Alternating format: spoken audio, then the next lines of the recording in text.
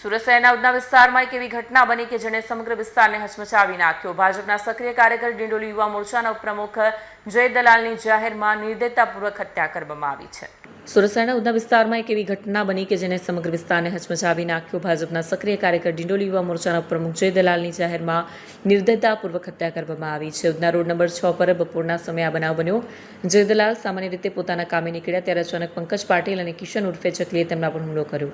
સ્થાનિક લોકોએ જણાવ્યું હતું કે હુમલો એટલો ભયાનક હતો કે કોઈ કંઈ સમજે તે પહેલાં જ જય લોહીથી લથપથ થઈને જમીન પર પડી ગયા। ઇજાગ્રસ્ત અવસ્થામાં જય દલાલને તાત્કાલિક હોસ્પિટલ લઈ જવામાં આવ્યા, પરંતુ તબીબોએ નિરાશાજનક સમાચાર આપ્યા, તેમને મૃત જાહેર કર્યા। હોસ્પિટલના દરવાજે પરિવારજનોના વિલાપે વાતાવરણને ભીંજવી નાખ્યું।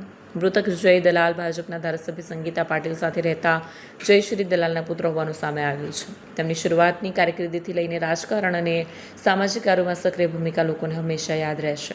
કેમેરામેન હકીમ શેખ સાથે વસીમ હાસમીનો રિપોર્ટ, આઝાદ ન્યૂઝ, સુરત। ગુનાની હકીકત એ રીતની છે કે આજના રાતના 12:30 વાગે આજુબાજુ જે મરણ જનાર છે જય દલાલ, એ તેના મિત્રો સાથે રોડ નંબર 6 જે છે ભંગારની દુકાન ત્યાં ઊભા હતા અને તે વખતે 3 ઈસમો ટુ વ્હીલ ઉપર આવે છે, જેમાં કિશન પરમાર, પંકજ પાટીલ અને મિલંદ કોળી હોય છે।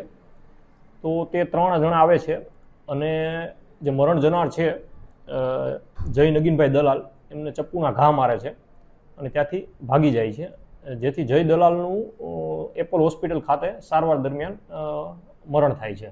હત્યાનું મૂળ કારણ અત્યારે એવું પ્રાથમિક જણાઈ આવેલ છે કે અગાઉ 3 મહિના અગાઉ આરોપી અને મરણ જનાર વચ્ચે ઝઘડો થયેલો જે છે, અને 3 જે આરોપીઓ જે છે તેમના નામ કિશન ઉર્ફે ચકલી સોમાભાઈ પરમાર, પંકજ પાટીલ અને મિલિંદ કોળી છે।